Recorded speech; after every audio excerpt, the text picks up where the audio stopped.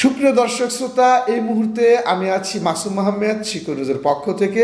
প্রিয় দর্শক, এখন আপনারা দেখবেন বাংলাদেশের ব্রেকিং নিউজ। সাথে থাকুন, দেখুন শিকর নিউজ। কেন হঠাৎ দেশ ছেড়েছিলেন মিজানুর রহমান আজহারী হুজুর?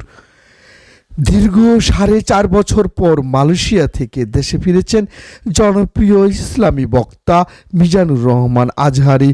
বুধবার অর্থাৎ 2রা অক্টোবর নিজের ভেরিফাইড ফেসবুকে দেয়া এক পোস্টে দেশে ফেরার কথা জানান তিনি।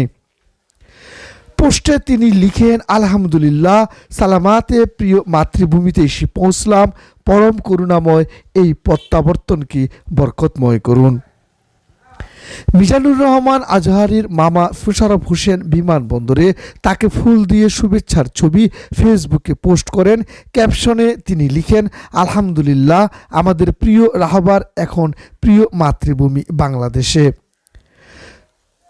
জনপ্রিয়তার তুঙ্গে থাকার পরও কেন দেশ ছাড়তে বাধ্য হয়েছিলেন আজহারী, এমন প্রশ্ন ঘুরছে নেটিজেনদের টাইমলাইনে। 2020 সালে তার হঠাৎ করে দেশ ছাড়ার কারণ কি, এ প্রশ্নের কোনো সুনির্দিষ্ট জবাব পাওয়া যায়নি। তবে সেই সময় ফেসবুকে তিনি নিজেই পারিপার্শ্বিক কিছু কারণের কথা উল্লেখ করেন, তবে সেই কারণগুলি কি তা উল্লেখ করেননি। মাওলানা মিজানুর রহমান আজহারীর দেশ ছাড়ার কারণ সম্পর্কে একাধিক সূত্রে জানা যায়, 2020 সালের জানুয়ারি মাসে আজহারীর এক মাহফিলে 12 ভারতীয় নাগরিকের ধর্মান্তরের একটি ঘটনা নিয়ে ব্যাপক আলোচনার সৃষ্টি হয়। ধারণা করা হচ্ছে তৎকালীন আওয়ামী লীগ সরকার ভারত সরকারের অদৃশ্য চাপেই তাকে দেশ ছাড়তে বাধ্য করে। ঢাকা বিশ্ববিদ্যালয়ের কেন্দ্রীয় ছাত্র সংসদের ভিপি নুরুল হক নূর সেই সময় অর্থাৎ 8 ফেব্রুয়ারি 2020 সালে বলেছিলেন, ধর্মীয় বক্তা মিজানুর রহমান আজহারীকে দেশ ছাড়তে বাধ্য করা হয়েছে। ভিপি নূর ছিলেন ফেসবুকে পেজে লাইভে এসে তিনি এই মন্তব্য করেছিলেন।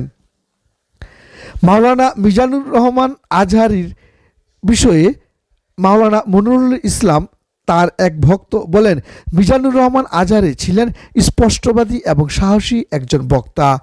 মাহফিলগুলোতে বক্তব্য দেওয়ার সময় তিনি কাউকে পরোয়া করতেন না।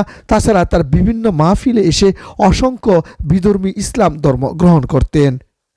আমরা যতটুকু জানতে পেরেছি এটাই ছিল তার দেশ ছাড়তে বাধ্য হওয়ার কারণ। 2020 সালে জানুয়ারিতে জয়পুরহাটে তার এক মাহফিলে ধর্মান্তরের একটি ঘটনা নিয়ে ব্যাপক আলোচনা হয়। এরপরই লক্ষ্মীপুরে আরেক মাহফিলে 12 জন ভারতীয় নাগরিককে ধর্মান্তরের ঘটনাও ব্যাপক আলোচনা সৃষ্টি হয়। আলোচিত এই হিন্দু পরিবারটি এসেছিল ভারত থেকে। তখন বাংলাদেশের পুলিশ ওই 12 জনকে আটক করে এবং তাদের ভারতে ফেরত পাঠায়। এরপর সরকারের ধর্ম প্রতিমন্ত্রী আজহারীকে জামাত সংশ্লিষ্ট বলে অভিযোগ তোলার পর তা নিয়ে ব্যাপক আলোচনা হয়েছিল। সে সময় মিজানুর রহমান আজহারীর এক আত্মীয় গণমাধ্যমকে জানিয়েছিলেন, সবশেষ 2টি মাহফিলের সময় বিভিন্ন জায়গায় বাধার সম্মুখীন হয়েছিলেন আজহারী।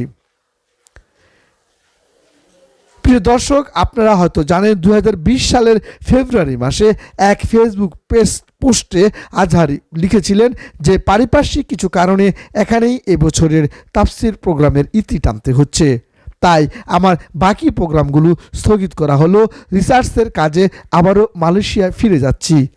আল্লাহ রাব্বুল আলামিন সুযোগ করে দিলে আবারও দেখা হবে ও কথা হবে ইনশাআল্লাহ। শিকর নিউজ ডেস্ক, ঢাকা।